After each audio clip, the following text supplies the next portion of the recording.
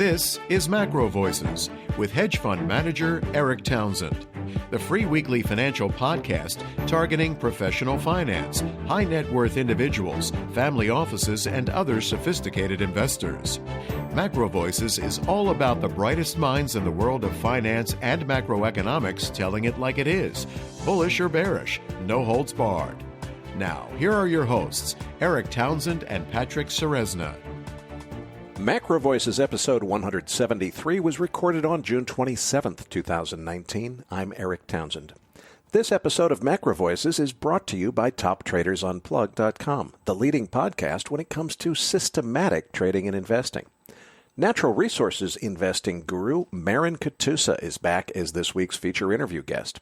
Now, of course, I'm going to ask Marin about gold, given the recent breakout. But Marin says his next big focus will be on the oil sector and buying the oil sector specifically. Now, to be clear, Marin doesn't think the bottom is in yet for oil. He still thinks lower prices are still to come. And he also thinks that they'll represent a fantastic buying opportunity when they do come. So he's already making plans, which he'll share with us, for how to scoop up energy companies on the cheap as the sector continues to suffer. And be sure to stay tuned for our post-game segment when Patrick and I will discuss option strategies for trading a melt-up in stocks if one should occur. And if you're like me and don't want to be exposed to downside risk by being outright long the market. And I'm Patrick Ceresna. Now, Eric, that S&P 500 struggled up along its previous highs near 2960, but this is not much of a sell-off just yet. I mean, we're trading around 2930 at the time of recording. What do you think is in store next for the S&P 500? Well, you know, Goldman Sachs has a no-doubt warning, and I'll quote Goldman here, purely based on elevated equity valuations as measured by the S&P 500 Case-Shiller PE index. And at current growth, the risk of an equity drawdown of more than 10% is the highest that it's ever been since the great financial crisis. So I'm not the only one who thinks that on a fundamental valuation basis, these prices are crazy and that the stock market is ignoring what the bond market is telling us, which is that we're probably headed toward a recession in 2020. I could list 100 other reasons to be bearish on fundamentals, starting with the bond market, but frankly, I don't think it's relevant because this bad is the new good doctrine seems to be what's driving the market. It's been the driving force since 2009. Now, certainly, U.S.-China trade deal and the Fed rate cut are very, very likely to actually happen in coming weeks. I think that we're going to get a U.S.-China trade deal. It might not be a great trade deal, but we'll have some kind of token agreement. The market will probably celebrate that and trade again up to new all-time highs. The Fed is probably going to cut interest rates. Whether it definitely happens at the next meeting or it's not till the meeting after that, who knows? But they're going to cut interest rates at some point. The market is going to love that. Now, the fact that the reason the Fed is taking these actions is because they're concerned about bad news in the economy doesn't seem to be registering. The stock market just likes the idea of central bank policy accommodation. And I think that's a huge mistake for people to make in the long term in terms of how this is going to play out, because I think that accommodation is going to be more directed at Main Street than at Wall Street this time around. We're coming into an election year. It's going to be a very hotly contested public issue. One way or another, though, it seems like the market just loves anything resembling accommodation from the Fed. I think we're going to get more accommodation from the Fed. They just love the idea of a trade deal with China. I think we're probably going to get one. Now, from a technical analysis perspective, Patrick, and you know this better than I do, you're better qualified than I am as a technician. Once you've cleared 3,000 on the S&P, it's not like, oh boy, we might get to 3050. It's more like, wow, 3,500 plus comes into sight on a measured move basis. So there's plenty of reasons to think about how a self-reinforcing vicious cycle that drives a melt-up could occur from here. It starts with this bad news is the new good doctrine. Then you get continuing lower interest rates because the bond market's not stupid. They know a recession's coming. Those lower interest rates fuel more buybacks. And if the U.S. dollar continues to rally, as I suspect that it will, that supports Brent Johnson's melt-up thesis, where foreigners have a much higher incentive to invest in the U.S. stock market because they also get the FX benefit. So I'm still very tempted to say, okay, I still think it's crazy here, folks. I don't think it makes sense. But you know what? Whether I think it makes sense or not, this new normal that we've had since the great financial crisis has been markets go up when the central bank accommodates. And the market thinks the Fed has its back. I think it's foolish thinking, but it's what's prevailing right now. So I'm really looking forward to our post-game segment, Patrick, because we're going to follow up on our discussion last week and talk about what option strategies you could use to play that upside melt-up if you think it might be headed toward a blow-off top where you don't want to be exposed to the downside when it reverses. So we'll come back to that in the post-game segment. All right, well, let's move on then to the U.S. dollar, because over the last week, we had a pretty solid drop right down toward the 96 handle on the downside of the dollar index. Stable for the last few days, but the selling was pretty hard. What's your short-term outlook on where the dollar could head next? Well, first of all, in terms of the numbers that we're looking at and talking about in the show, I just want to explain that we've had a contract roll in the dollar index futures contract from the June contract to the September contract. And what that means is all these numbers are going to be about half of a big handle lower than they were before. So where we've been discussing that 98 level that the market's been struggling to get above, that's really 97.50 on the new chart. So all the numbers are half of a big point lower. As far as what's happened, though, Patrick, it's exactly what I predicted and exactly what should be expected. When you get the central bank talking about a rate cut and further accommodation, that's going to cause some people to think, well, that has to be bad for the dollar. And I disagree. I don't think it's necessarily bad for the dollar, but some people think it is. And so it's no surprise that you'd see a pullback. What I said is that would probably be a buying opportunity.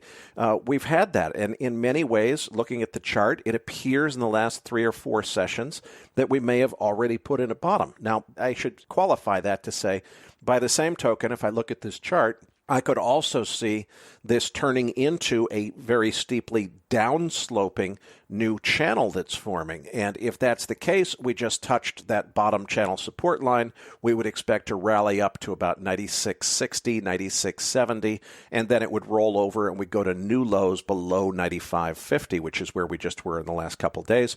We're at 95.76 as we're speaking now on Thursday afternoon. Again, that's on the September contract. So I think the jury is still out. I'm leaning toward an upside resolution here, but when we actually get that Fed rate cut, there's going to be another knee-jerk down, probably a bigger knee-jerk down.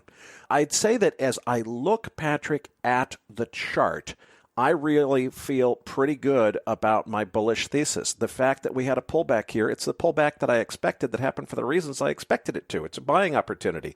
Nothing wrong with buying opportunities. I like those. The thing that scares me a little bit is the size of the move that happened in gold. If I was wrong about the dollar, as I've said many times, I would also be wrong about gold. And boy, look at what happened with gold. Now, we'll come back to that because I don't think the jury is quite in there either. But if gold were to really take off from here and start ripping, north of 1,500 or something, I'd say, boy, I really have to rethink whether or not my basic theory about the dollar is correct or not. But for now, I'm sticking to my story. I'm bullish, and I look at what just happened as a buying opportunity. All right, well, let's move on to crude oil. I know you and Marin Katusa are going to take a dive into this even greater detail. But in the last 2 weeks, we've properly retraced that big May drop in crude oil prices, and we're hovering just under the 60 handle on crude. What's next in for oil? Well, it's been another big week. Let's cover inventory first. This was a really big one, Patrick. Crude oil drawing down 12.8 million barrels. And that's the biggest. I forget how long it's been that we've had that big of a drawdown, but that's a really, really big drawdown. Cushing, Oklahoma, drawing down 1.7 million barrels. It's not just the crudes, it's also the products drawing down. Gasoline drawing down 1 million barrels. Distillates drawing down 2.4 million barrels. The tape action in response to this, something I've always said, Patrick, and it's particularly important this week, you care more about the market's reaction to the inventory number than you care about the number itself. We just had an inventory report, Patrick, that it would be very difficult to imagine being more bullish than it was. 12.8 million barrel drawdown. Holy cow. And the gasoline and distillates drawing down in the same week. That's just the kind of thing that sends markets soaring higher. You know what happened? we got a pop up for about 20 minutes or so, and it fully retraced. And we ended up closing the day below the 100-day moving average, which is about where it was when the data came out. What I draw as a conclusion from all this, it's certainly not that this wasn't a bullish inventory number. It was bullish, but I think the market was already pricing in as much bullishness as it could handle. And I think what we saw was the market got pushed from the 100-day moving average where it was. There's a big cluster. There's a 200-day moving average. There's a 55-day moving average. There's I think it's an 8-week moving average. There's a whole bunch of clustered resistance that was above the market yesterday. We went up and we tested that, but we didn't break through it. We stayed below $60. And as we came into today's close on Thursday, we pushed back below that 100-day moving average. So I conclude from all of this that the market has gone up as far as it's going to go up based on the current news flow. And I think that if the geopolitical risk with Iran and so forth were to blow over, and particularly if there was bad news on the China trade negotiations, I think this market could head south, and I mean hard. On the other hand, Patrick, there's plenty of reason to expect more geopolitical upsets to occur over the weekend. And, you know, it's Friday tomorrow. A lot of people don't want to be caught short into the weekend. It's very likely that we'll see some short covering. So if there's another escalation, if there's a U.S. military conflict with Iran, that's going to just completely, anything is possible to the upside. But I think at this point, the market's gone as high as it's going to go until there's new news flow to drive it higher. With respect to Saudi Arabia, something I found very interesting, Mohammed bin Salman said on one of his TV interviews, Saudi Arabia does not want war in the region, but will respond if attacked. And my immediate reaction to that when I heard it was, yeah, right, Saudi Arabia hates Iran. It's their arch enemy. Saudi Arabia would love to see the U.S. go to war with Iran because Saudi's greatest enemy is Iran. What I'm hearing, though, from people who really have a lot of very high-level contacts is, no, actually, in this case, Saudi Arabia, yeah, that's true, they hate Iran. That hasn't changed. They don't want a regional war right now. There's just too many Saudi interests that are at risk, and they don't stand enough to gain from damaging Iran. They really and truly would prefer not to see any further escalation from here, is the word that I'm hearing from people who, as far as I can tell, really do know what they're talking about. So I think we really have to watch the news flow here. If there is an escalation with Iran, anything's possible to the upside. If there's not, and particularly if there's not, and there's also a breakdown in China trade talk negotiations, I think we could be back down to $50 before you know it. But, we could go up to 70 if there's a big war escalation. Pretty much anything's possible. It's going to have to be watch the news and watch the tape. Well, let's move on to gold because you mentioned it earlier, and I really wanted to take a dive into this. This week, we started off with continuation to the upside. We printed north of 1440 on the upside temporarily. Now, in the last 2 days, we've been giving a little bit back on gold. What's your thinking? Is that far enough? Is that all we're going to see, or is this just the beginning of a new big breakout? Well, Patrick, signs seem to suggest that a breakout past a 5-year critical resistance level in gold may be occurring. And I still stress the words may be. Now, at this point, it seems pretty clear most of the indications that we have are that this looks like it's real. It really is happening. The thing is, you really got to be careful because so many people were just jumping for joy. I couldn't believe the reaction on Twitter. This move started on like a Tuesday evening at 8 p.m. or something. It's after market hours. There's no liquidity in the market. People were reacting thinking, okay, this is it. We're guaranteed to go to 8,000 on gold from now. Look, that's crazy. This resistance has been in place for 5 years. Now, what could have happened is it could have retraced the very next day. That didn't. We held those levels, and they even moved higher from there. That's really good. We got a weekly close the day after we got that daily close above that critical level. That's good, too. More fuel for the bullish argument. But still, Patrick, this resistance level has been in place for 5 years, and we're seeing a breakout that's occurring on the back of some very, very sensitive geopolitical news with, war with Iran and all this stuff. These are the kind of circumstances that can lead to false breakouts. Now, I'm not saying this is a false breakout. I would say that the preponderance of evidence probably favors that it's a real breakout, and it's a breakout that certainly has surprised me. But we don't have enough data yet. It hasn't been long enough to say conclusively, okay, that's it. The new bull market in gold is on. And, we had Greg Weldon on the show last week, Patrick. He literally wrote the book on gold investing, and he told us last week he is super duper bullish on gold, and he's also very bearish on the dollar. He has a different view than I have on the dollar. Greg told me this morning that he sent a note out to all of his paying subscribers telling them to tighten up their stops on gold because he thinks it might tank from here, and he thinks that there's a very good possibility that this could turn into a false breakout that creates much lower, better buying opportunities. So he's telling his subscribers that they should tighten their stops up. I'm not going to list the exact number because out of respect to his paying subscribers, they're paying for Greg's private information. I'll say it's a number just below 1,400. That he's telling them to set stops because he thinks that it might dump here. And that's, a super duper gold guy. I mean, he knows what he's talking about. So I'm not saying that this is not real. What I am saying is the people who are assuming that we've got all the confirmation we could possibly need are jumping the gun a little bit. We need to watch here. So far, all signs are good, and it definitely makes me revisit the question of, okay, this has to mean one of two things. Either I'm wrong about the dollar, in which case I need to rethink my strategy there. And the other possibility is I'm right about the dollar, but we're going to move into that realm that I've expected for many years now. I didn't expect it quite yet, where the dollar and gold move up together. And I think that if I do put on a long gold trade, I'm probably going to do it with a dollar pairing at the same time. Long gold, long dollar. If they move up together, that's great. If it turns out that it was a false breakout in gold, or if the dollar tanks, well, at least I'm hedged on the other side of the trade. So I do think that it's very important news, but I also think people are jumping the gun a little bit. All right, let's move on to the 10-year Treasury yield because it just stays pinned to 2%. I mean, it looks like it's about to start bouncing off that level, and then it comes right back down there. We've been more or less muddling here for a week. Are we going south of 2% here, or is this going to be a turn point? Well, I think eventually we definitely will, but it feels to me like it's a pullback point. And in the interest of full disclosure, I'm not active in the 10-year contract right now, but I was long 2-year treasuries.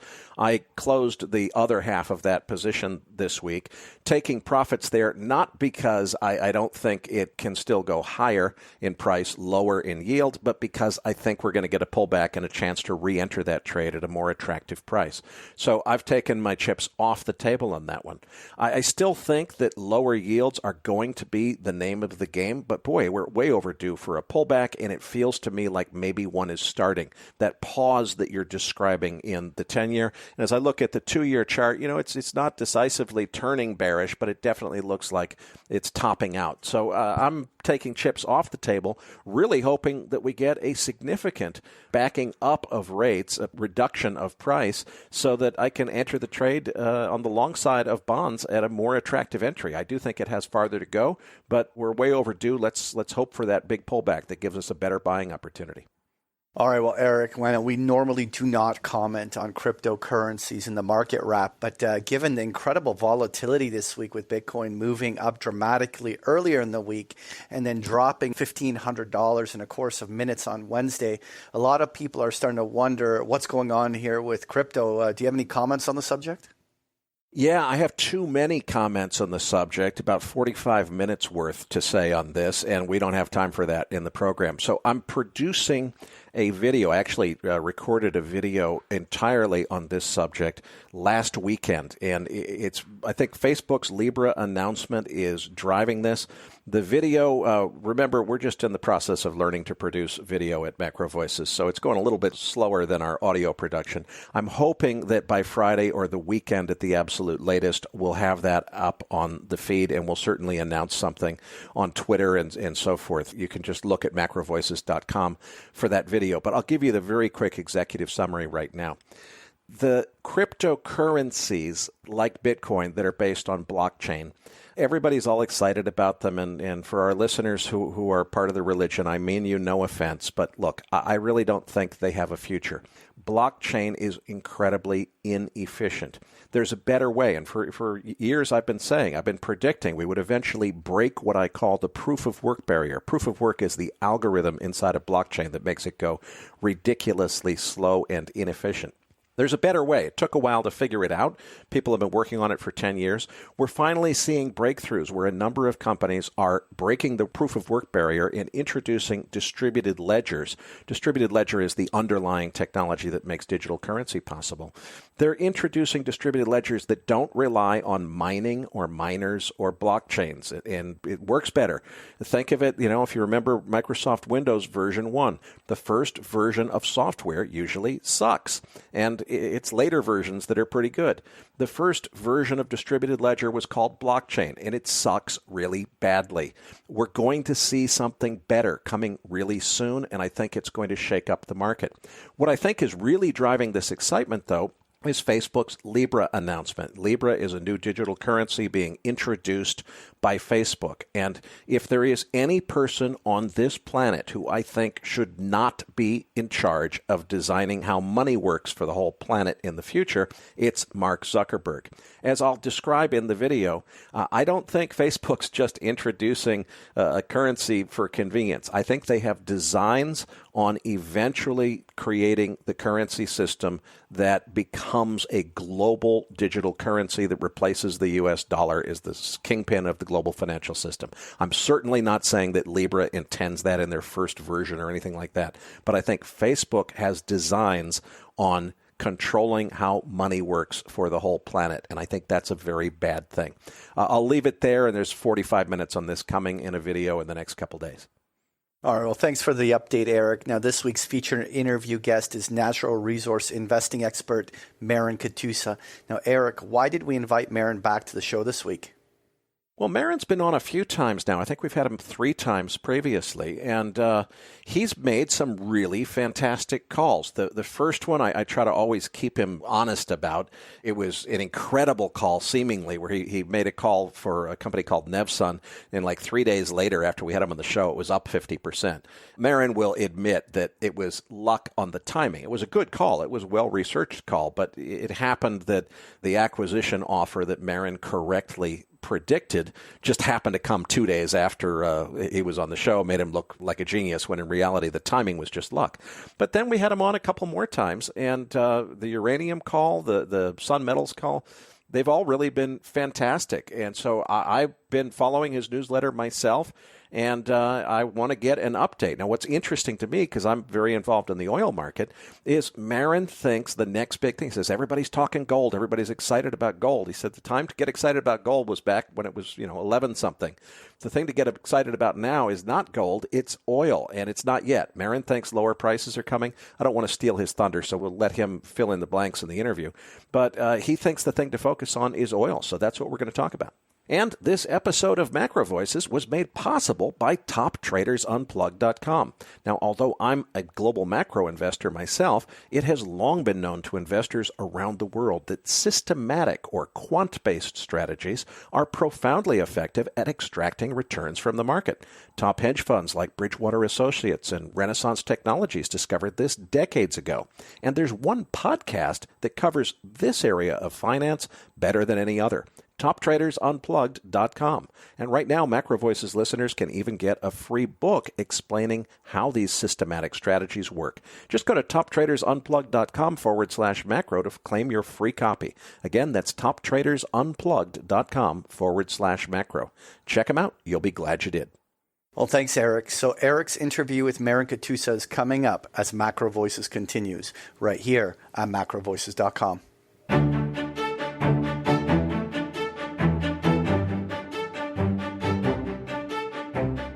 And now, with this week's special guest, here's hedge fund manager Eric Townsend.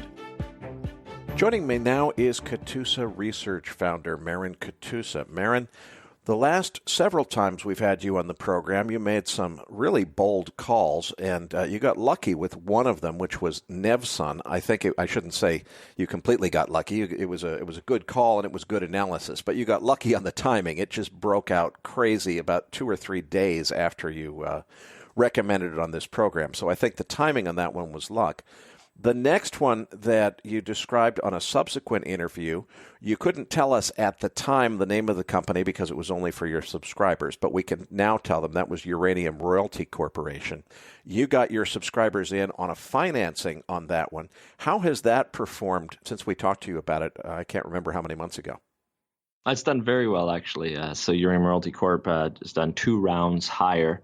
So for all of our subscribers, myself included, which I was the largest investor in the deal, we're up over 50% at this date. So it's worked out well, specifically in a uranium market that's performed horrible, right? So 50% gain may not sound like a big win for a lot of speculators, but relatively speaking, it's a significant outlier and probably the top gainer in that sector of that market cap size. It's not like a penny stock, right? So it's done very well.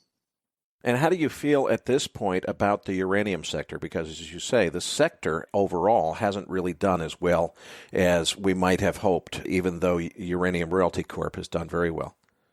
Well, that was my whole thesis. So I'm probably the most hated guy in the uranium rah-rah fan club sector, yet I'm probably one of the largest financiers in the sector. I've always said that, look, this Section 232, which was started by a couple of friends of mine. And, they openly stated that they got the concept from my book. Jeff Glenda said that on stage. So these are good guys that are fighting and they've built producing assets in the U.S. So these are good guys and they're doing the right thing for their shareholders.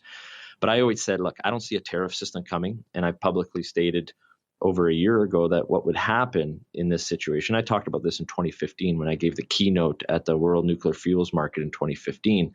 The elephant in the room is Kazatomprom. And what no one's really talking about is their cut-to-kill strategy. So what I said was, what I see happening, and I said this publicly at my conference in January, it's videotaped and recorded, I see a quota system coming somewhere between 5 and 7% of domestic demand starting. And then every year, you could go 10, 15, 20, 25%, it probably caps out at, for multiple reasons. It's about permitting built. And I said, look, you don't need to go to strange areas that have political risk, lack of infrastructure that need $90 uranium, when you could just drive down in Texas or in Wyoming to permitted built. And my focus was stay on unobligated, so unhedged uranium production. And that strategy has served me very well. And I see it continuing. Like, there's no reason for uranium to go the spot price $75 in a month the way so many people expect, because people forget to understand that in Kazakhstan, which is 40% of the world's primary uranium production, even though uranium has been slaughtered, their currency has been slaughtered even more. So it comes down to it's an FX play also. So there's multiple angles here to play it. So that's how I'm playing it, and it's worked out very well. And I think the last time that we had you in the program, you again described a few deals. You didn't list the names out of courtesy to your subscribers, but we can now say it was Sun Metals was the long and EQT, the natural gas company, was the short. How have those performed since we last had you on the program? Yeah, so the Sun Metals worked out fantastic. So that's over a 200% gain for our subscribers, and they've made a true world-class discovery. So that's an interesting one, and it's in a politically stable jurisdiction. Now, there's still risks, obviously. Anything in the mining world has risks. So Sun Metals has been a real good player. That's now a Catoosa free ride for our subscribers. And then the EQT, we published that in May. You're a subscriber. You saw the alert go out in the newsletter, and in less than 40 days, we were up 190%. So we closed that position fully and decided that, this happened faster than we expected. It's time to lock in those gains. And it worked out fantastic. So we've had a fantastic 12 months. It's been a great, great year for our portfolio. Well, I've got to hand it to you, and I do want to ask you a couple questions about Universal mCloud, which is a new one, and I should mention, too, in the interest of full disclosure, that I am a subscriber to your newsletter and have sent my documents in on one of these financings. So I'll come back to that. But frankly, I want to first talk about an area where maybe you and I turned out to be wrong. We both thought that gold had further to go down before, and I think we both have felt ultimately there's a lot of good reasons to think gold goes up dramatically, but we thought it wasn't time yet. And maybe it's still not time yet, but boy, the tape is sure looking pretty strong. What do you make of this apparent breakout in gold? And what does that mean, considering that you and I both thought maybe that there was a little bit more downside before this happened? Well, we've been in the industry long enough that we've seen every head fake in the last 10 years, right? So it feels, number one, emotionally, let's talk about that. It feels good knowing, we've got 5 gold positions in our portfolio. Again, because of my situation in the resource market, I'm a major financier of these gold companies. The 2 largest financings ever on the TSX Venture were actually from me and my subscribers. So we broke the record, and then we broke the record again. So number 1 and 2 are ours. What I see happening here is this is a fantastic price. Our picks, we're up over 33, 34, 35% year to date on just our 5 gold stocks. And we don't need higher prices to do very well because the stocks we're in make money at under $1,000 gold. So what I was getting at was, look, there's a lot of reasons where I believe the US dollar has significant strength in the, within the next 12, 18 months. And you look at what's going on globally, I think there's 3 main factors that are really pushing gold here in the near term. The China-US tensions, and I would include Hong Kong in that. Number 2, what's going on between Iran and the US right now. And, you see these factors in Vancouver. There's a flee for cash. For example, in West Vancouver, it's a very high-end area of real estate, probably one of the highest priced real estate in all of Canada. You're seeing waterfront houses being sold for less than 50%. Now, that area is about 40% Persian, specifically from Iran over the last 25, 30 years. And because they have such capital restraints and inflation domestically, they can't get their money out. So they're hitting the bid on local real estate. We're seeing that factor. And you're also seeing them buy quite a bit of gold. And I think just the global political, what's going on is causing gold to attract some more attention. We just published a chart on my Twitter handle that showed the low on the interest for the S&P for the percentage in gold investments was about 0.07. Historically, the average is 0.23. Still insignificant when you compare it to biotech or the banking sector. So gold is a very niche market. And if we just, right now we're at 0.1. So we've gone from 0.08 to 0.1, and that's caused a $200 move in gold. If we just go to 0.2, Eric, you're going to see a massive move in the gold price, but specifically speaking, the price in gold in Canadian dollars. So if you're a Canadian producer, is at all-time highs. If you look at Australian producers, all-time high. If you look at in Russia, all-time high. And these are countries that are major gold producers. So this is a great price for gold. Could I see some pullback? I'm just naturally a contrarian, expect the worst. So I'm very conservative in my price models. I still use 1200, 1250 in my NAV models. So right now our picks are looking fantastic. And that's why we're seeing such big moves in them. So do I hope gold goes higher? Of course I do. I've got a major percent of my net worth in these gold companies, but it sure feels good. But don't be surprised if you see a pullback here also. Okay, I want to move on to the main topic today, which is going to be crude oil. But before we get into strategies for how to buy low oil prices, I think we need to first discuss what's going on in the market, because we had fairly low oil prices, and I thought there was a lot of indication a couple weeks ago that they were still headed lower. As I looked at the series of inventory reports, the other supply and demand data, the signs that we're seeing of an oncoming recession in 2020, looked to me like we were headed much lower still in prices. Then we had the whole tanker attack thing. At first, people said Iran did it. Iran said they didn't do it. Some people believed Iran didn't do it. And then as soon as that happened, Iran did something else that they didn't try to hide and shot down a U.S. drone, proudly proclaiming that they had done so. So needless to say, that has created just a straight-up spike in energy prices. I observe two things. One is, given that we're talking about real honest-to-God war threats here, the price hasn't gone up that much, and it tells me that the fundamentals really are pointing toward lower prices if and when the geopolitics blow over. And I guess the other thing that I've seen is I think that probably, even if we have these geopolitics, I don't see the geopolitical situation playing out to really affect energy that much. I mean, yeah, Iran is getting in big trouble with the United States. Iranian oil was already discounted out of production, really. I mean, it's in the gray market, but it's not really affecting things. So what do you make of the current situation with oil prices before we get into the details of what the strategy would be for buying the bottom when that comes? So a couple of things we should look at from the canary in the coal mine, things that I look at from a mass psychology standpoint is it's been over 100 years when Shell first increased the size of their tankers and the safety to go through the straits, like Hormuz back then as an Aden. And you look at what's going on, and the biggest winner of all this isn't the oil speculators. It's actually the insurance companies, because the price to insure a tanker is up over 1,000%. So it's 10 times more than it was just 60 days ago. And you look at, okay, let's think about, if you go back to over 100 years, if everyone thought that if something happened in the Strait of Hormuz, would Iran ever bomb an oil tanker or a boat or even threaten to do so?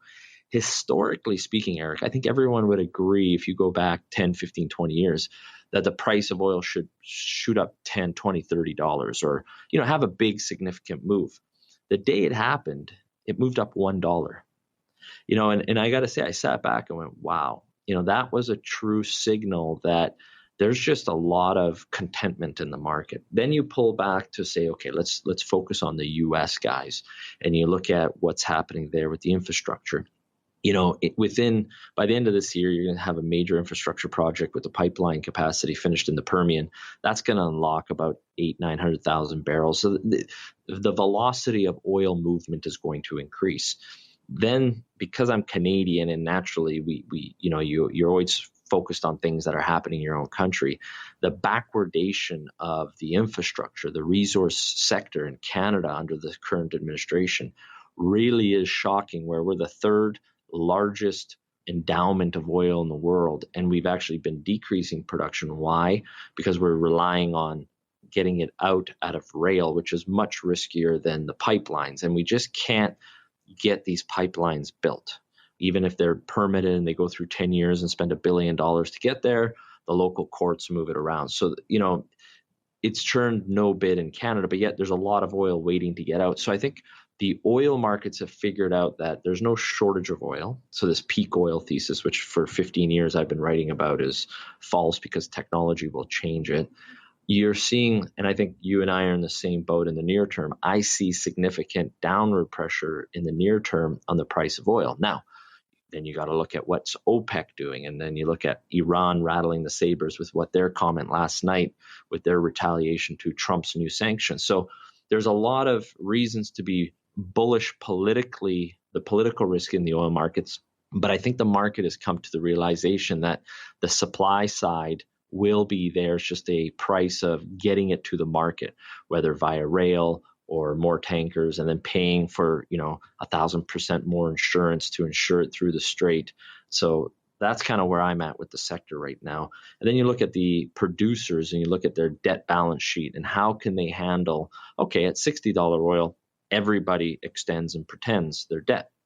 At 50, how do they do? What about at 40 or 35? So these are the stress tests that you have to do to the financial analysis of these producers, because the whole, drill baby drill. Well, the reality is even though the Fed may cut the rates, I've been publishing a lot of data showing, well, the real market, and because they've gone through this and they've seen that these companies aren't exactly the most disciplined or returner of capital, the real rate of lending to the companies is significantly higher, and it's actually no longer linked to the Fed rate. So this is where a lot of people disagree with me, but you look at what's going on in the bond market or even in the, the junk bonds in the oil patch, and the reality is most of the debt in the intermediates and the mid-tiers and juniors is junk debt.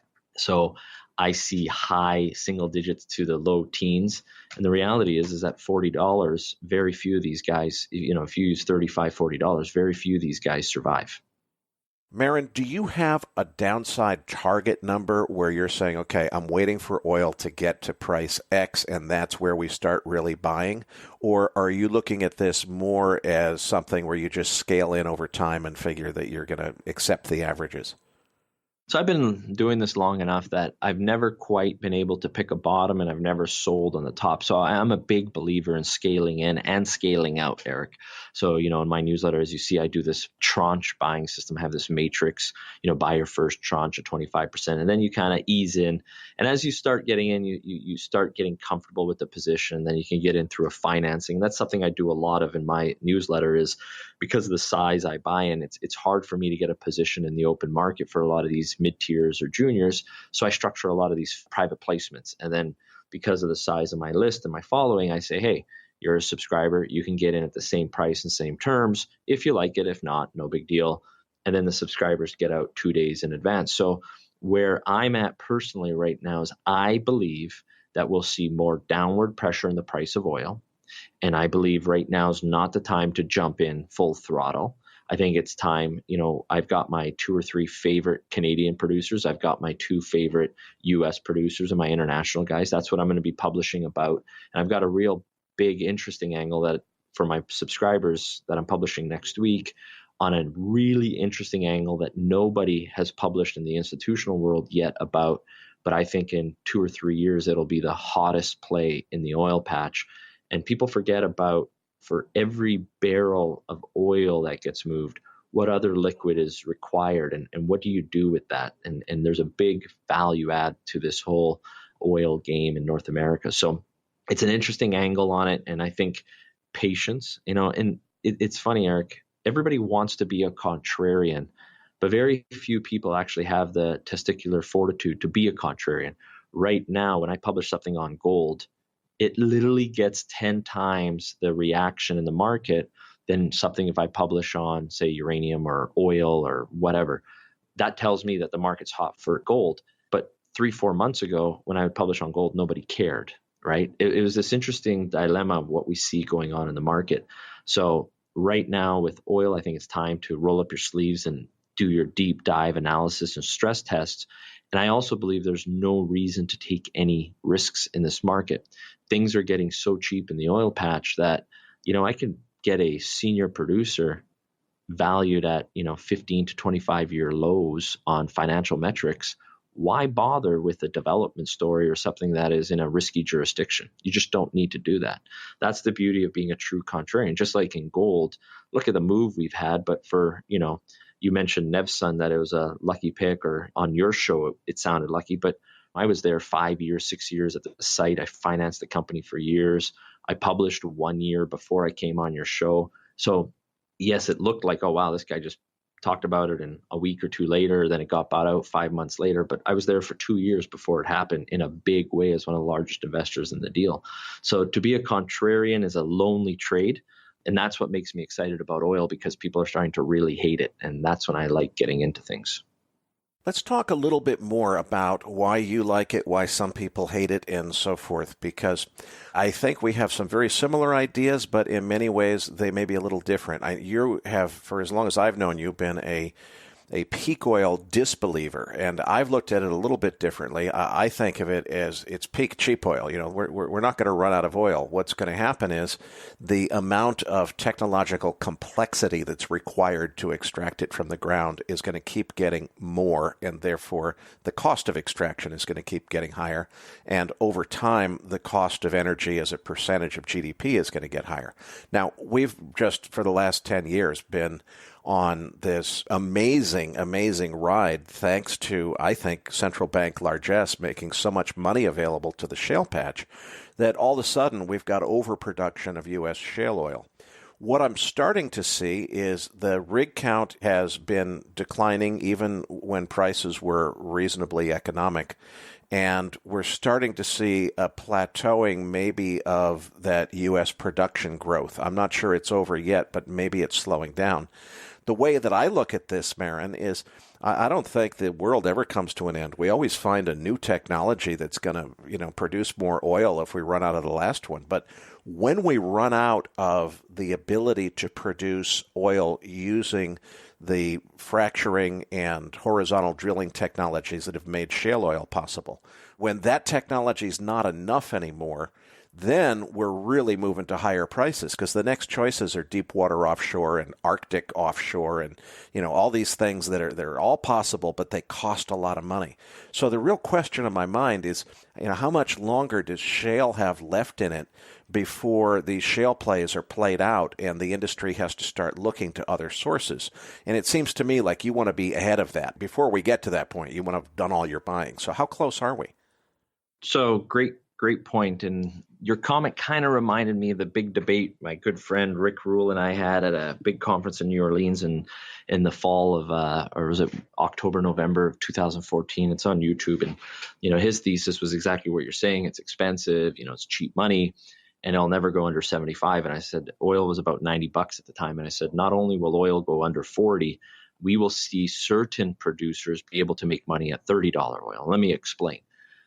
You talked about the decrease in drill rigs. That number is absolutely irrelevant. People use, for example, and I use the example of, historically speaking, guys used in the industry, they used to use the dollar value of gas used to have a 6-to-1 ratio with oil, especially when they do buoys or BOEs, barrel of oil equivalent, because it is on an energy equivalent basis, 6-to-1, just under 6-to-1. So they said, well, it should be priced 6-to-1. I said, that's irrelevant in fracking because, it got to 20-to-1 and people are like, oh, gas has to go higher to match the historical average. And this is over 12, 13 years ago, I wrote it, said, no, that is absolutely irrelevant. The price of oil and gas are no longer tied to that conventional BOE. And I think the whole concept of BOEs is ridiculous because it's kind of like gold equivalent. It's absolutely ridiculous because recovery rates are different and the price the smelters pay for you are different. That's a side point. But what I'm trying to get at is the number of rigs used just 5 years ago. A rig that is designed today, like a 5th generation rig, will do the trips, for example, that, when you drill, then you pull up the drill bit to change the bit. The bits are getting 400, 500, 600% better utilization rates because of the compositions increasing. It's getting more specialized to the specific type of shale. Then they realize with more examples, oh, we're going through this formation. Let's use this type of bit. And then now when we're through it, let's specialize it to the different bit, the type of fluids they're using. It's getting down to a science. So that we all agree that rather than taking down your rig, they're walking them and they're doing all these factors. Just, 6 years ago, it'd take 45 to 60 days to complete a serious major frac and complete it, drill frac and complete tie-in. Now you're looking at less than 20 days and you're doing multiple more fracs and the intensity, the sand and all those factors. So now I believe the technology is getting to a point that it's significantly increasing. You and I agree there. Where I think we disagree is I think we still in North America have 10 years, a decade of major running room in stabilizing and even in the near term, in certain areas, increasing production. You look at factors like the flaring the gas in the Bakken and certain areas in the Permian. If the government just gave credits to the companies, like, a carbon credit or some sort of financial benefit not to flare that gas, you would look at 2 BCFs of gas that could be imported. And now the U.S. guys could actually be competitive to the Russian gas sector in Europe on the LNG side. So there's a whole geopolitical angle that the Americans can really rattle the Russians there too. Now, that's just North America because we have existing infrastructure, the technology, the industry's built there. But what about Europe? Now, you look at the infrastructure in Europe. The Russians haven't even started fracking. The Chinese have started in the Sichuan Basin, but they're still a couple of decades behind to getting to where the North Americans are. Europe is more of a political basket case. So even though areas in France have significant potential for fracking or shale, as does Spain, the UK, the Boland shales with Quadrilla, which I financed and was the largest shareholder before Lord Brown, who used to run BP and Centric Energy and Riverstone bought us out. Incredible potential. South America, same thing when the Argentina and the Yaca Morte shale, but the infrastructure lacks. So in the near term, it's going to be all North America for the next 10 years. Mexico has a significant potential. And the key thing is to remember, shale is the source rock for the major conventional deposits. What about the Saudis? They're just starting to explore the potential there, and they have incredible infrastructure. And the other OPEC nations are doing the same. So I think in North America, you got 8 to 10 years of legroom. Don't bet against the innovation and technology of the sector. And that's my beliefs. And then I'm kind of risk off in the developments. 10 years ago, I did Quadrilla and other things, but you kind of realize we got out and did well there, but it's a much harder play than in North America. Okay, Marin, so if your outlook is that for at least the next 8 to 10 years, shale will continue to be a viable source of oil, and we're certainly going to need it, and I think that who's to say how low prices could go, but at least before this Iran kerfuffle came up, and I do think it will eventually blow over, we're probably going to get back down to some prices in the 40s. Is that kind of where you get excited and start buying, or do you really get excited and start buying in the 30s, or is your process disciplined in a way where you never get excited and you're just methodical about doing a certain thing at a certain time? Unfortunately, my family and friends put me in the latter group that I never get excited because I just stick to the numbers. I think once it touches that 40s, you look at the metrics on the financial balance sheet of these companies, and just because the WTI price or the Brent price may be 44 or 45, that doesn't necessarily mean what your company you're looking at produces. So you got to work backwards from their financial statements. What are they getting at the wellhead before? What are their costs in the pipeline? So you got to look at every company's balance sheet. I think that's a big mistake, is the generalization going, oh, it's $50 oil, this is great. But then you look at the differentials and the cost to ship by rail or the pipeline tariffs. You look at it and go, wow, this company's only getting, $28 a barrel. So that, you have to look at the balance sheet. But definitely I see, my friend Raul is a ultra bear on oil. He thinks it's going down to maybe even break 20 or in the low 20s. I don't know if we get that low, because the reality is very few, like that's the lowest cost quartile. When I went to Kuwait in the Middle East, a fantastic well in Kuwait, the top tier well in Kuwait works at, $20 oil. But I don't see any unconventional in North America breaking even at $20 oil. So would I get excited at that price? Oh, most definitely. Do I see that? I just don't. I think we see maybe the 30s, low 30s, mid 30s, high 30s, low 40s. That's kind of where I see the sector going. I wish I had a number for you, Eric. I just don't. It's more of a range that I see. And tell us your strategy as you get into these ranges that are attractive to you. Is it entirely looking at small producers where you can get in on financings and early equity terms, or are you looking at more established firms? Is it a combination? Tell us how you approach the field. Yeah, great question. So in this cycle where we are right now in the shale, you do not need to take that, a private placement in a startup that has high risk and execution risk, because the intermediates, the guys producing anywhere from 50,000 barrels a day to 200,000 barrels a day, are priced like a junior. And they also, because of what's happened in the sector with the sell-off, for example, the Canadian Pension Plan is the largest fund in Canada, and it has essentially zero exposure to the Canadian oil patch.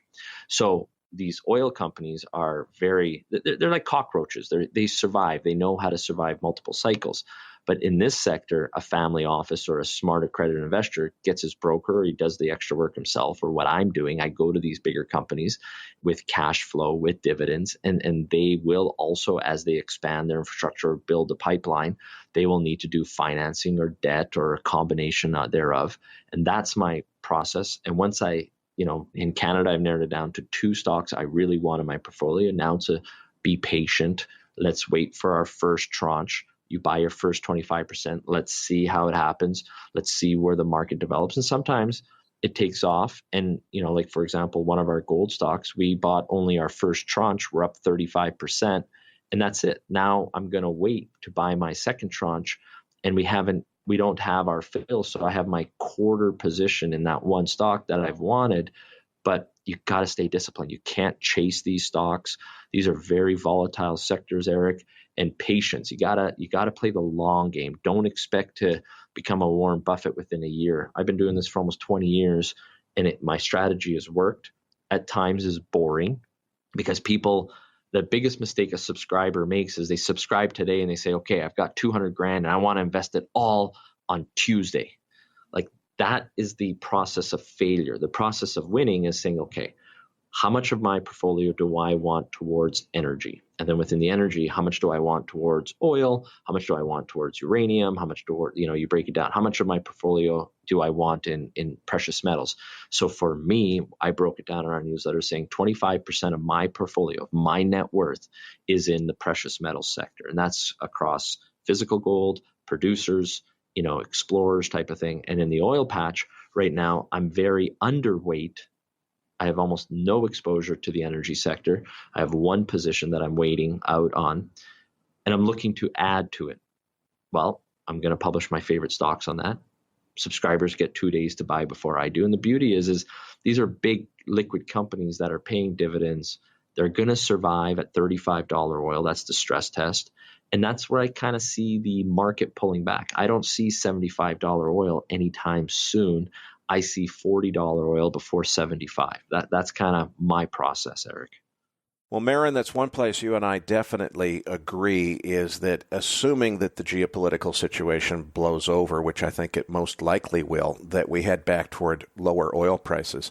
When we do, let's talk a little bit more about your strategy, because you tend to invest in some smaller companies. And quite frankly, there has been some fraud and some outright misdirection that has occurred in the shale patch. How do you know that you're not getting suckered in terms of getting into a deal with maybe a company that really doesn't have all the resources it claims to? That's a fantastic question and a big issue I see in the markets. It's not just in the oil patch. You see fraud in all of these juniors. And I know I'm known as a junior guy, but over 50% of our portfolio is actually dividend-paying big stocks. But the market loves that 10-bagger story, right? So that's what I've been famous for in our sector. Regardless of that, you have to go and get to know the management team. You got to go to the site visits. And the reality is I get it. A teacher, a doctor, a construction guy, a realtor, a businessman, he's busy with his family and his workday life. He can't go and do that. And sadly, they are at a disadvantage. Believe it or not, most fund managers, I'll tell you a great story. In 2014, I took about 65 guys in the industry who are well-known guys in the mining sector, and we got on a bus. It was an invite-only thing, and we took them out to my copper mine that I was one of the founders of. It's the third largest producer in the country. And as we go up, we had a microphone. I said, look, I want every guy to come up in front of this audience of 65 on the bus. That's because it's a 3-hour bus ride from Vancouver to Princeton. And let's talk about it. And the first thing I said, okay, guys, this is a story of Copper Mountain. We started in 2006, blah, blah, blah. And I asked, how many of you guys have actually been to a producing mine? And it shocked me. Less than 10 of the 65 guys, and these are some of the biggest names in the business and fund managers in the business and brokers, less than 10 put up their hand of 65 that had been to a producing asset. So it really signified that difference of going to the site. We got a team of geologists and engineers here. You go out and you got to use independent research and know the management team.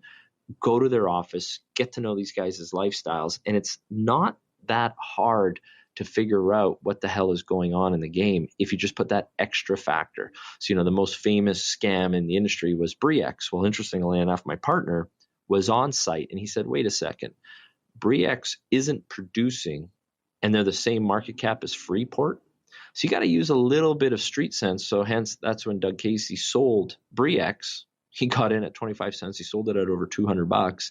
Because it was just, wait a second, this makes no sense. How can you be priced at the same price as the world's largest copper producer? So it comes down to doing your true due diligence. You got to be street smart and you got to be financial savvy. You got to have the geos and the engineers that know what they're doing. And a big scam that nobody talks about in the industry, Eric, is so many analysts in the fund managers in the business focus on the technical reports written by these companies. And I say, guys, this is a 400-page document that everybody thinks should be a pure document, a true technical document, but I do it differently. I have a database of every single one of these companies. I have a database of all the engineering firms that do this. And the engineering firms, you have to remember, are paid by the company. So they work with the company to publish a result. And generally speaking, whoever pays your check is your boss. So these engineers, even though they're trying to be independent, they're paid by these companies. So, and they have to sign off on people. And I believe in Pareto's law. It's a pure mathematics thing that I apply to all of my financial investments. A winner is a winner and a loser is a loser. And so many times, these engineers at these different firms, they bounce around from one engineering firm to another, but they can't change their name. So I track, before I go down to a 43-101 or a pre-feasibility study or a bankable feasibility study, I break down all the names. I search back to their last 10 projects they've worked on, and I see, wait a second, this geologist said this. Oh, the deposit had 40% less gold when they put into production. And then you see that this is a pattern in this individual's behavior and his technical ability. Or an engineer who did the metallurgy and said, oh yeah, it's a 90% recovery. When they put the project into production, you realize that it had 70%. Well, that's a big difference. And that's a difference between being economic and uneconomic. And generally speaking, you have to follow not just the money, but the people. That's another aspect that we do. And before I even start into the technical, I look at who wrote this technical report, who signed off on this technical report, and how good were their past work. Because there's no way a guy who was a loser, completely wrong in all his projects before is all of a sudden going to become a great geologist or a metallurgist or an engineer. There's patterns to success and there's patterns to failure, Eric. Let me understand then how we came to what I think is really your first oil-focused deal that you've described in your newsletter. Because I've been watching the newsletter. I know from talking to you off the air that you've been thinking that it's time to start focusing on these oil deals. I was expecting to see some kind of shale producer, some small company. You're very good at getting in on the ground floor with small companies, somebody producing oil. And, of course, the deal that has been presented to your subscribers, which we can talk about now because it's closed already, is Universal mCloud. And when I first heard about this, I thought, okay, must be cloudy skies in Canada someplace where there's an oil producer if it's called mCloud. No, this is like cloud computing. This is Internet of Things company that Marin Katus is involved in. And I'm thinking, wait a minute, Marin's the commodities guy. This is like a high-tech thing. I don't get it. So I do now get it, but please explain for our listeners where the connection is between oil and Universal mCloud and what they're doing with their sensors and so forth. For sure. Great thing, because I got a lot of feedback on that one. So I've known the management team for over a year, and when they came and pitched, I said, okay, let's see what they do. And essentially where I thought was incredible potential was what they were doing in the oil patch. And like I said, nothing creates innovation more than a downward price in the price of oil, specifically in Canada, and that creates innovation. So at the oil head, they now have sensors where every second you could analyze 500 different data points between your sulfur level, your water level, your pressure, your different aspects, your API. So many of these independent things that 3-4 years ago they didn't have. And the technology now has gone to the point where it's readily available. Now the question is, what does the company do with all this data? So Universal mCloud has one of their subsidiaries is called AutoPro, and they really are a massively growing, innovative company that has over 30 million in revenue just off of what I call the Fitbit for the wellhead. And it tells you exactly what's going on every second with hundreds of data points. Therefore, if the price of oil or your well pressure head, your sand level, it will be able to optimize each of these wellheads. And that's just one aspect. Then you look at all of these existing, we'll take the oil sands or, a battery for the oil where all the oil goes to be held before it goes into the pipelines or just your gasification plants. All of these factors, it comes down to, you got to send a crew to innovate. And how do you get enough guys where, you're in the middle of nowhere, you got to send a welding crew. You're looking at a couple $1,000 an hour to replace a valve or whatever price goes down. And they've created this ability where they've already pre-scanned. Think of blueprints for a house. They make it 3D, and each point has a sensor that is telling, and it's predictive on how much of the valve is still existing or the pressures. You should take this out. Or more importantly, when it does go out, now you don't need a senior guy, because now you put on a headset and it walks you through in 3D what to do. And it's proven to improve the speed by over 30%, which reduces the costs of maintenance. And that's a huge thing, is about utilization rates and downtime. So this company is cash flowing. They make money. The way I structured it was they went to do another deal and they were going to raise 10 million. The management team are going to take 5, and a bunch of bankers were wanting them to go on tour. And I just told Russ, who's the president of the company, going, look, I will do half of it personally, but I need these terms. And it was a convertible debenture. And the convertible debenture feature pays me and all my subscribers 10% cash quarterly for 3 years. But if we convert the stock, we get a unit at 50 cents and a full 5-year warrant at 75. And you look at what's going on, they haven't even started in the US, which they will. And then there are other aspects, is like the HVAC business. They did a deal with Bank of America, Tim Hortons, Starbucks, and they're just about cash flowing and just smart business. I expect much larger funds in Canada, REITs coming in, and it's just smart business. So I've structured it where we get paid 10% for 3 years. And if the stock takes off, fantastic, we convert and we're going to make a lot of money. And if the stock just stays as it is in revenues, they're able to pay the debt, and it's a nice pass, is the way I see it.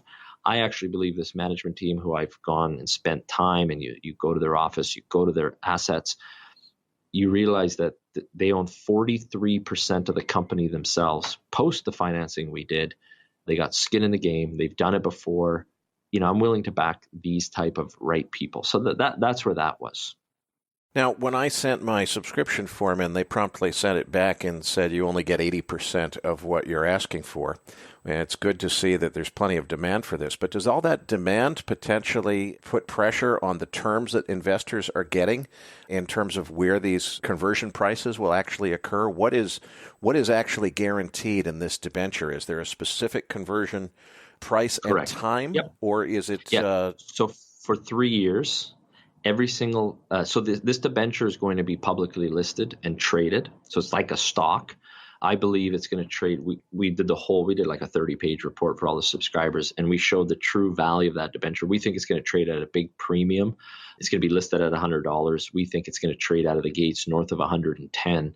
So you can sit there and say, well, I've already made 10%. Do I want to wait a year? Do I want to sell it to someone who wants interest or income or a dividend? And then for 3 years, it's only a 3-year term. For 3 years, every debenture holder has the right to convert into a unit at 50 cents. So, if you put 10 grand into the debenture, if you can collect $1,000 a year, or you get the right to if you put $10,000 in, you can convert to 20,000 units at 50 cents. And with that, you get 20,000 warrants at 75 cents. Stock goes to 80 cents or $1. You got a nice win there on a debenture. That's how we've structured it.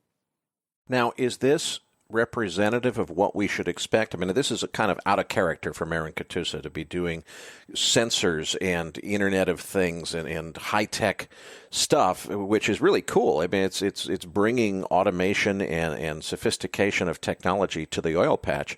It's great, but it's out of the usual norm of producing resource companies that you usually invest in. What should we, as subscribers, expect? Is this the new direction that you're headed? Is technologies where it's at, or is this kind of a one-off?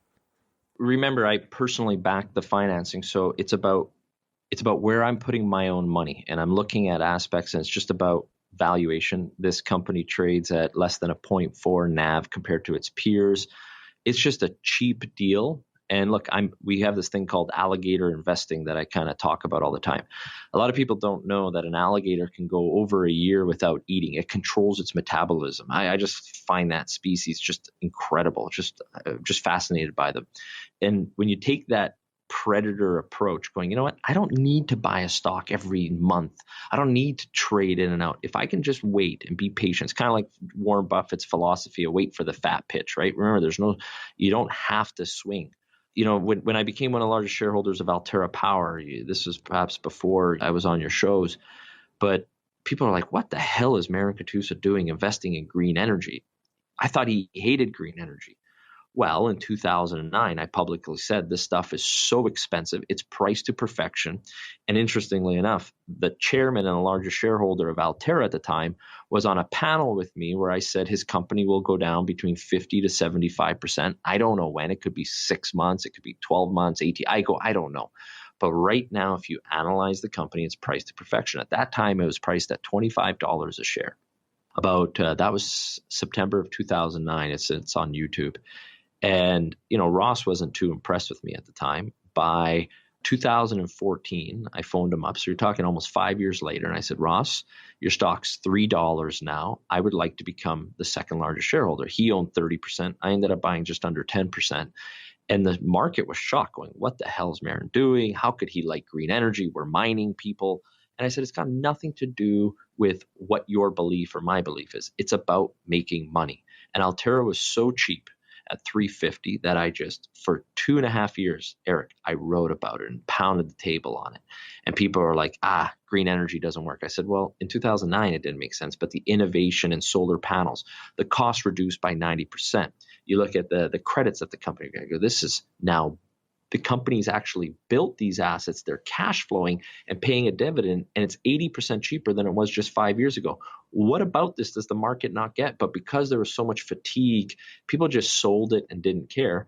And then in late 2017, we got an $8.25 bid by Intergex, and it was a great score for our investors. So I will go wherever I see things that are cheap with significant value, upside, and I'm kind of off risk right now because the resource sector has gotten so cheap. I don't need to put on body armor like I used to do in 2010 and 11 and 12 and 2005 to go to parts of the world that may not want you, and you need to have private security. That's bull market stuff. We're in the bear market. Now I can just drive up to a site that pays me 8% dividend. I can see the stock tripling in a decent market. Why do I need to go somewhere where the person looks at me as a pirate or a predator? I don't need that. So that's where I'm in the market. So I don't know when I'll be able to buy these oil stocks that I'm all excited about. It could be in 3 weeks. It could be in 3 months. But I really don't care because I've done my analysis. I'm just going to wait for the price to come to me like an alligator and then pounce. Will I continue in the Internet of Things? I don't think so. But if the opportunity is so incredibly valued, and it's a right structure and I'm going to get paid to hold my stock, I'll definitely look at it. But right now, I think I've nailed the best one in the sector, the cheapest one. I don't need more of it in my portfolio. Hopefully that answers your question.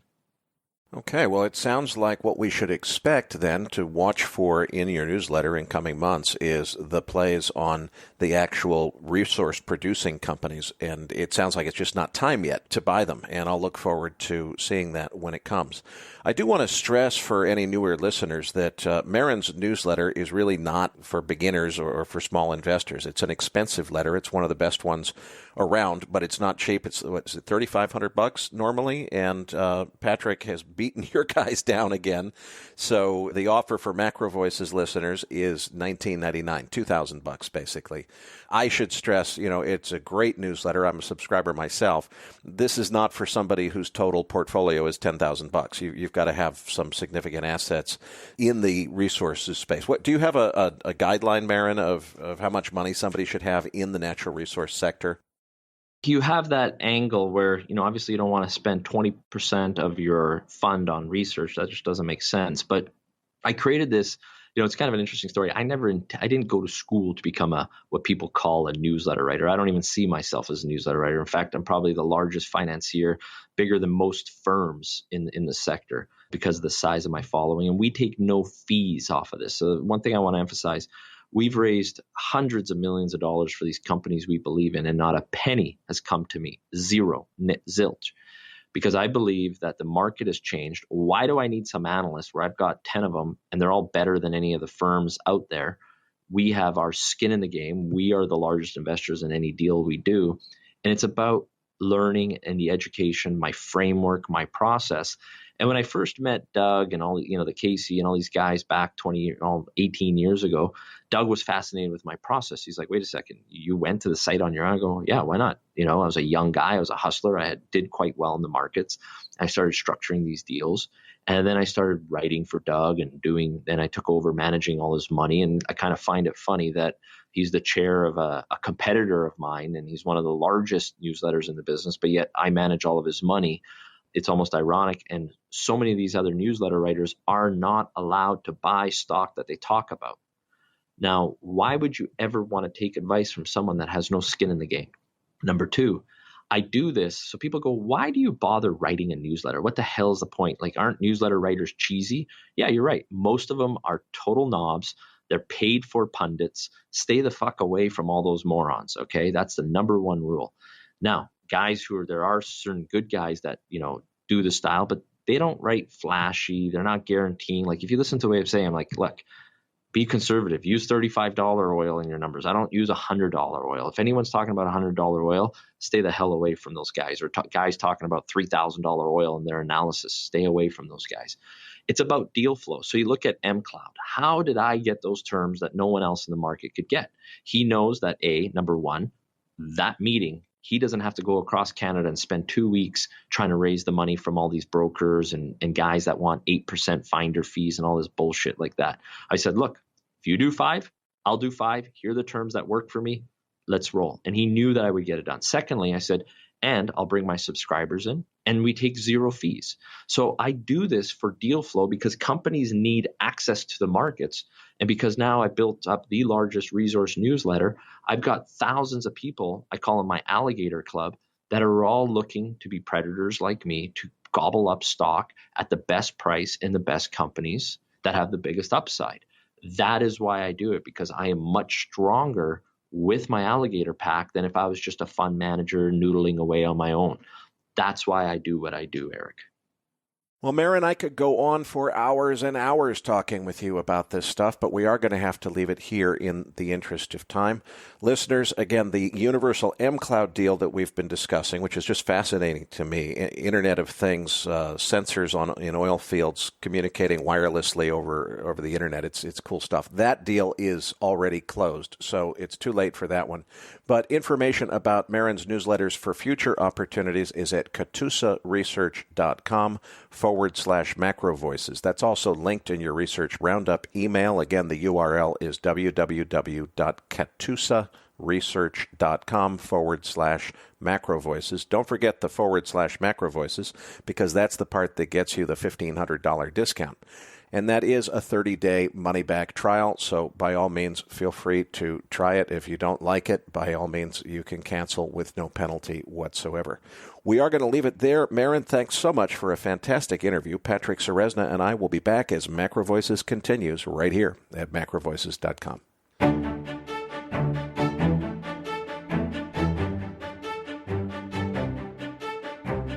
Macro Voices is a listener-driven program.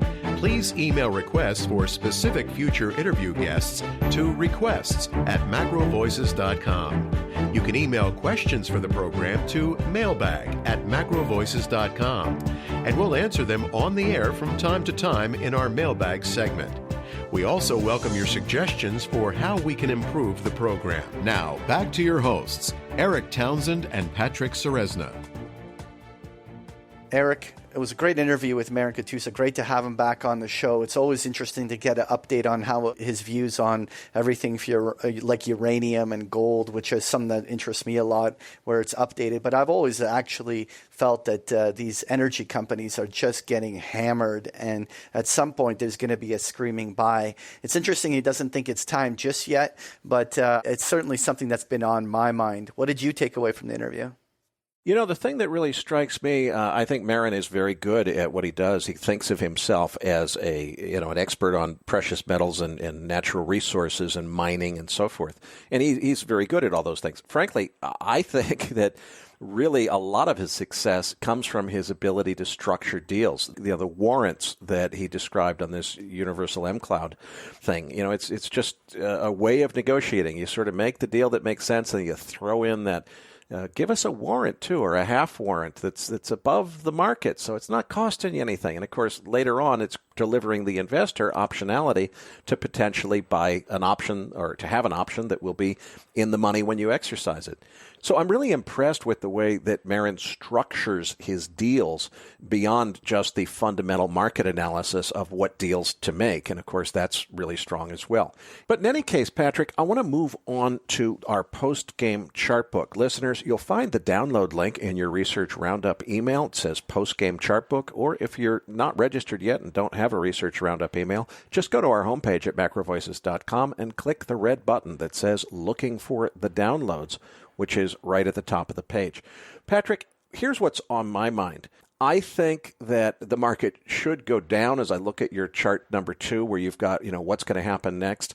I think that what ought to happen if I was in charge of the world is we would recognize that there's serious recession risk, that there's ridiculously high equity valuations, and that this entire house of cards that we call a financial market has been built out of central bank largesse. I seem to be in the minority in that view. So the downsloping red arrow that you're showing here, even though I think that's what should happen, I'm rapidly coming around to recognizing the possibility that maybe that's not what's going to happen. And I do think that from a technical perspective, if we break above 3,000 on the S&P, we're probably going much higher. So what I want to talk about for my own trading is, I don't want to be long this market. I don't want to wake up that October of 1987 morning when you're down 25% overnight. And the market's opening, 20% below where it closed the day before. I don't want to be any part of that, but I do want to participate in the upside, even if it's a crazy melt-up. And the way to do that is usually through call options, but you've got so many choices to make around which contract you select and how far out of the money are you going to go and so forth. So how should I be thinking about this problem, and how should I be using options to structure trades? It's a great question you're asking, and I think this is such a fascinating moment in the markets for this, because to me, somebody is going to be spectacularly wrong, right? Like if you're loaded up on the belief that the market is going to keep ripping higher and we get caught in a major turn and it turns into a bear market, the losses could add up pretty quickly. But equally on the opposite side, if you're completely on the sidelines and in cash, especially if you're an asset manager, there's a serious career risk in terms of missing out on big gains to the upside, and you're sitting on the sidelines not participating, or even in the worst case, short. And so this is a fascinating time to use options. The key here is that over the long term, just rolling call options is not a good strategy. The theta burn that occurs on rolling premium continuously on an ongoing basis dilutes your long-term return. So if anytime you take a model and you, let's say, said, how would we have done, let's say, over the last 5 years, just rolling call options, it's always going to underperform just owning the asset. That's just fact. But this is an interesting moment in the market where you don't want that stock market downside risk, and yet you want that optionality of that if the market rips higher, you're going to make money. And this is where I want to debate, well, what if you used call options? How would they perform? And which call option would you choose? Do you choose an in the money, at the money, out of the money? How do they perform in comparison?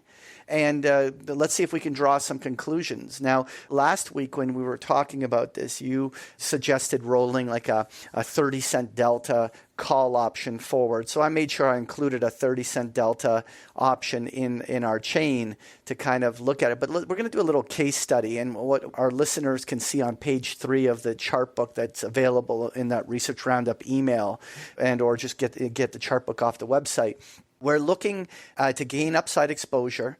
We're comparing what if investor A was just going to buy the shares, and how would it compare if we started with August 16th options, which are 50 days until their expiration, right? Today's June 27th, and we're going out to August 16th, so 50 days.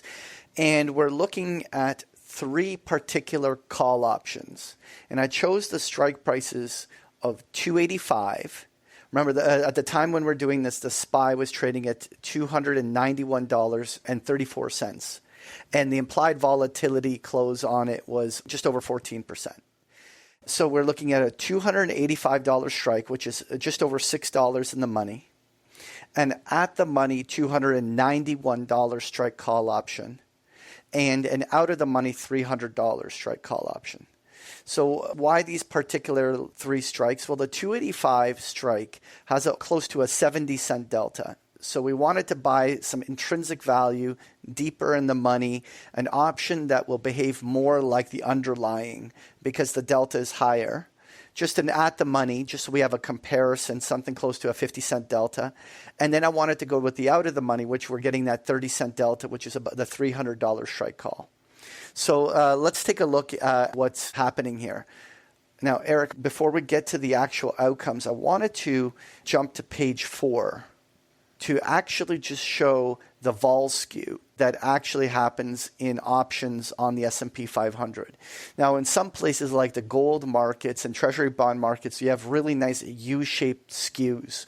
What is normal in equity markets, particularly in indexes like the S&P, is you have this massive fat left tail and a downward sloping skew that the farther you're going out of the money on the calls, the lower the implied volatilities are. That means you're paying a rich tail risk vol premium, and it actually gets cheaper and cheaper to buy on a relative basis, to buy out of the money call options to participate on the upside. A lot of people speculate that that has a lot to do with the amount of premium harvesting that is occurring on out of the money strikes that creates the skew, as well as all the people that try to implement collars and other things that create this. Okay, Patrick, let's go through the scenarios of different approaches using either at the money or well out of the money or maybe partly out of the money options and see how they compare. Right. So on slides 5, 6, 7, and 8, and 9 are all the different scenarios that happen. So what we wanted to do is take 4 investors A, B, C, and D, and each one are trading a different vehicle. So investor A just buys the physical shares of the SPDR ETF on the S&P 500. Investor B is using a high delta option. Investor C is using the at the money, and investor D is using the out of the money option. And we're going to pay a little attention to investor D because investor D is buying the lower vol out of the money, and it's also a 30-cent delta, something that you referenced last week in the show. So we can kind of track the investor D to see what results they're getting by using that kind of 30-cent delta option as a way of gaining exposure to the markets. And so we wanted to do a case study of each investor just buying either the shares, 100 shares, or just buying one call option of each.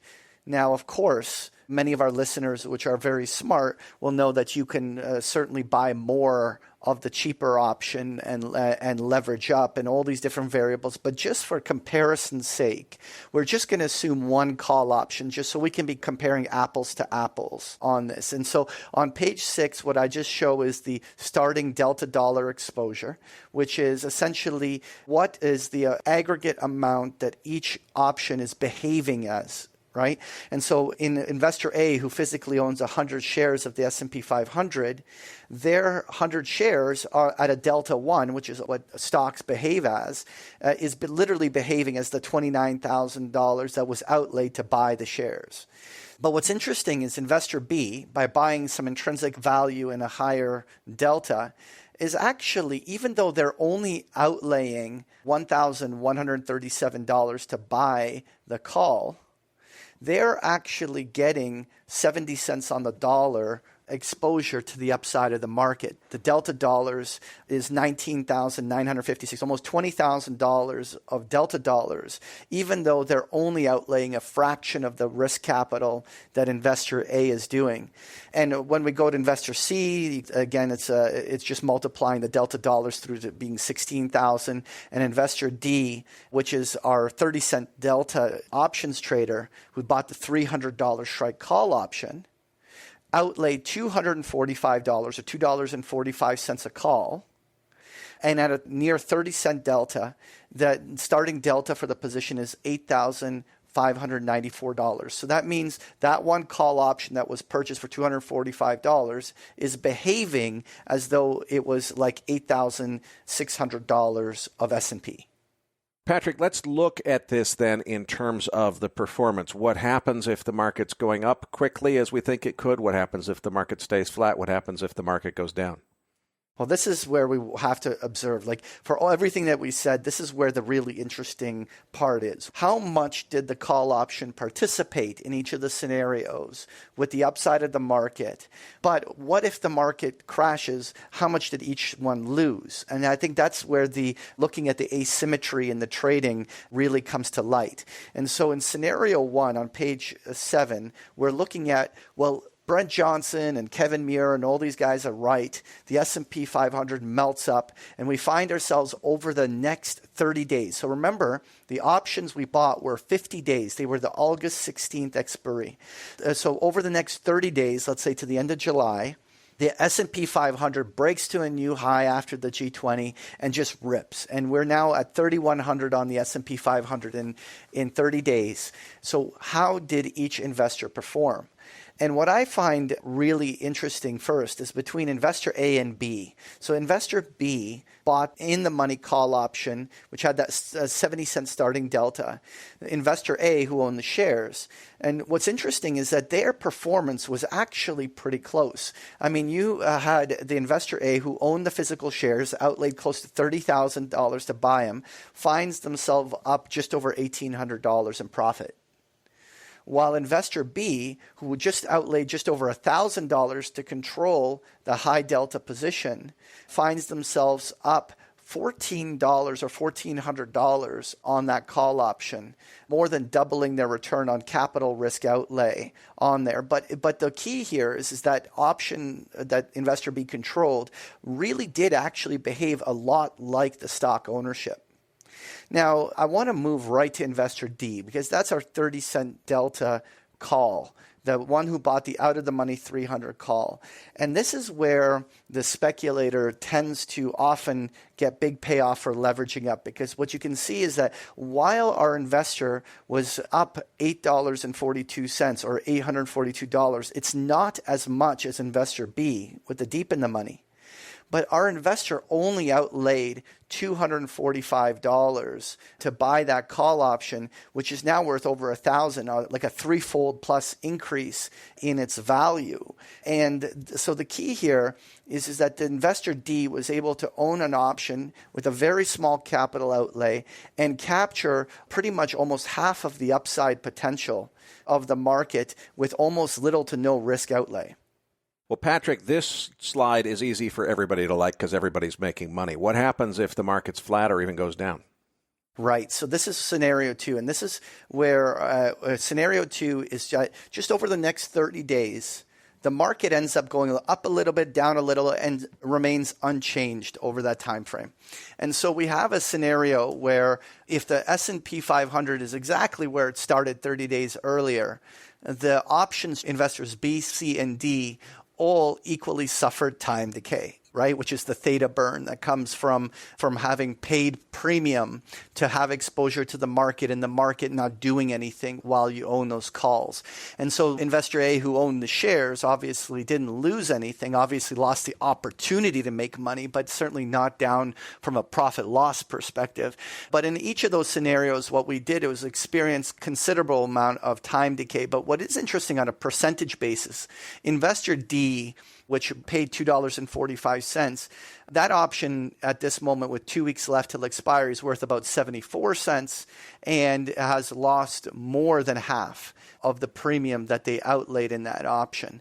And that's the cost of carry. At this moment, going back to that scenario we're saying where, well, let's roll every 30 days on this option. Like we're going to go buy a 30-cent delta call and every 30 days we roll forward. Well, in this situation, that $1.70 loss was was your carry, your cost of having held that option rather than owning the market. And you would just roll it forward and go another 30 days out further from, let's say, August to September, and then you would continue to wait to see whether the market breaks out. But where the asymmetry is the most evident is scenario number 3, which is on page 9.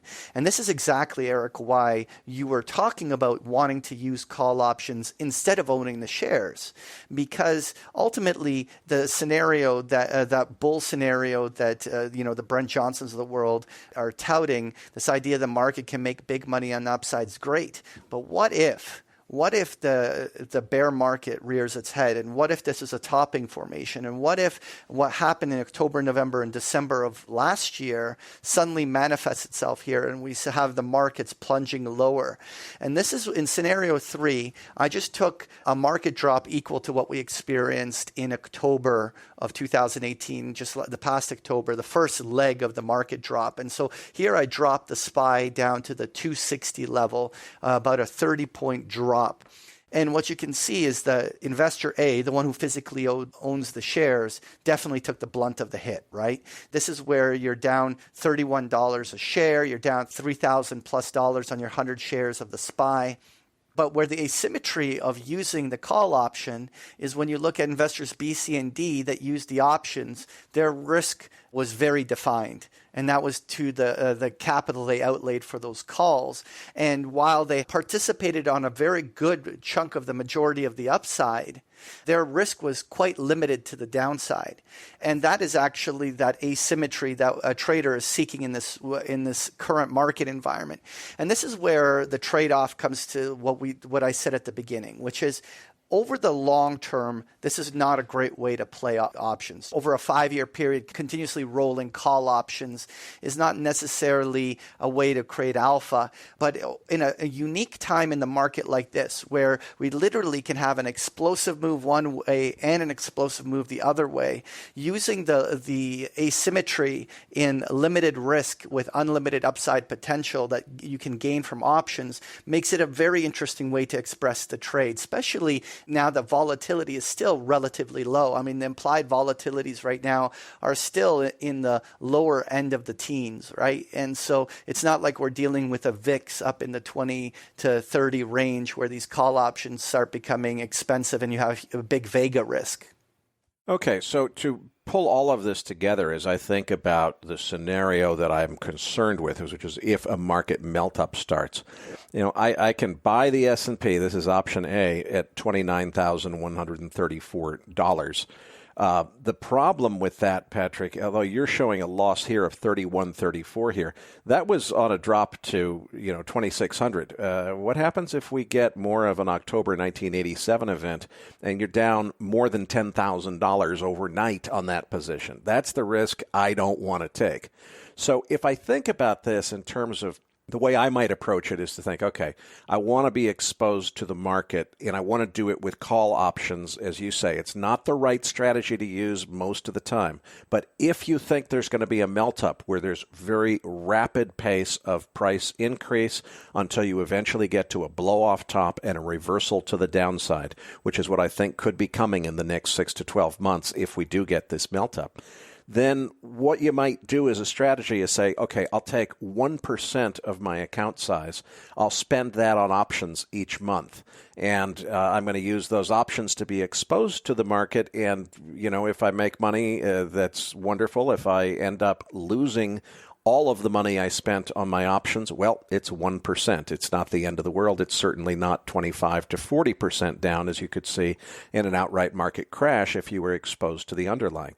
So the question is, which of these different choices I might choose? Let's suppose, for sake of argument, that what I've got to spend is $1,200. Well, I could buy that 1,285 SPY call. That really is giving me the same kind of upside potential as being long the shares, except I'm going to lose that whole $1,200. I'm not too crazy about that. If I've got that same $1,200 to spend, I could instead spend it on buying not just one, but 3 of those Investor D 300 calls.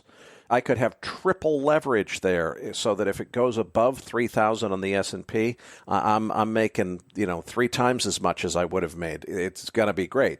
The thing is, that option expires completely worthless unless you get from where we are right now to above 3,000 in just 50 days or 30 days if you're going to roll the option at that point. So I've really got to think you only want to be that far out of the money if you really think there's a chance of the market moving up that quickly in the course of 1 month, that you could be in the money by the end of the month. And that really is where the trade-off is in terms of these different deltas. Is there any formula that we can use? I mean, it seems like, it's hard to guess if you think a market melt-up's going to happen. How many points per month is it going to melt up? It's really hard to estimate. I don't use a formula per se. I always work backwards, which is, as a technician, I build on the charts my expectations where I think a market can go, right? So like last week's chart book, we were talking about where the measured moves on the upside of the S&P 500 would be if there was a breakout. And so in the end, what I do is I kind of build a scenario of the what ifs. Well, what if we're right and it bullishly does break out and it goes here to the second target level? Which option will give me the best asymmetry and make sure I can build enough intrinsic value if I'm right, but at the same time, how much leverage can I gain? And so you basically work backwards, first building the scenario you think will happen, and then you can stress test 2 or 3 different ways to put the options trade on, and then see which one best suits the narrative you've built. Okay, well, I think this pretty much explains it as best as we can in the time that we have available. Now, for our listeners who would have liked the deeper explanation and the full description of all the Greek letters that Patrick's talking about, the theta decay and so forth, keep in mind, Patrick does teach options trading classes that go into the gory detail of all this stuff. You can get a 14-day free access pass to Big Picture Trading just by going to bigpicturetrading.com. The other thing, Patrick, I want to bring up before we close this week is you've got a speaking engagement coming up at Traders Expo Chicago, July 21st through 23rd. What's going on there? What can people expect? Well, I'm going to be out at the show. Big Picture Trading is a booth going on there, but I had the opportunity to be a part of the Global Macro Edge series there with John Netto, who we're going to be having on the show in the coming future. And what we're going to be doing out there is I'm going to be a part of the bull versus bear smackdown debate as to where stocks and bonds are heading next. And John Netto is going to be moderating that debate between me and Kevin Muir. And as well, I'm going to be doing a presentation on straddles again, about how you can use them to catch market tops. So I'll be doing that live out there, and it's going to be an opportunity to meet many of our listeners. So those of you that can make it out to Chicago during that July 21st to 23rd period, put it on your schedule. It's free to attend. It's going to be a great show. We'll be there talking with all of our listeners, so it'd be such a pleasure to meet many of you. That's fantastic, Patrick. I'm sure that our Chicago listeners, as well as those that are able to travel to Chicago, will enjoy your presentation at that event. Meanwhile, we're going to have to leave it there in the interest of time. Today's episode was made possible by Top Traders Unplugged. Don't forget to go to toptradersunplugged.com/macro to claim your free book and subscribe to their podcast as well. For information on sponsoring Macro Voices yourself, please visit macrovoices.com/sponsor-info. And folks, we really appreciate your ratings and reviews on iTunes, so please keep them coming. And likewise, I cannot thank the many of you who have donated enough. We are still in the process of trying to acquire more sponsors, and those donations are keeping us going in the meanwhile. So thank you to everyone who has donated, and listeners, be sure to go to macrovoices.com to sign up for your free account so that you'll receive our free Research Roundup email each week, which delivers a compendium of links to all of the best content that we could find on the internet, including the downloads for things like the chart book that we just talked you through in the postgame segment, as well as downloads from our feature interview guests. Patrick, tell them what they can expect to find in this week's Research Roundup. Well, this week you're going to find the transcript for today's interview with Marin Katusa, as well as the charts and explanation of the options we talked about here in the postgame. There's also an article from Jesse Felder titled, "You Better Be Careful and keep your eyes open. And a great article from Nouriel Roubini titled The Coming Sino-American Bust-Up. So you'll find this and so much more in this week's Research Roundup. That does it for this week's episode. We appreciate all the feedback and support we get from our listeners, and we're always looking for suggestions on how we can make the program even better. For those of our listeners that write or blog about the markets and would like to share that content with our listeners, send us an email at researchroundup@macrovoices.com or tag it with the MVRR hashtag on Twitter, and we'll include it in our weekly distributions. If you have not already, follow our main Twitter account at MacroVoices for all the most recent updates and releases. You can follow Eric on Twitter at Eric S. Townsend and myself at Patrick Ceresna. On behalf of Eric Townsend and myself, thank you for listening, and we'll see you all next week.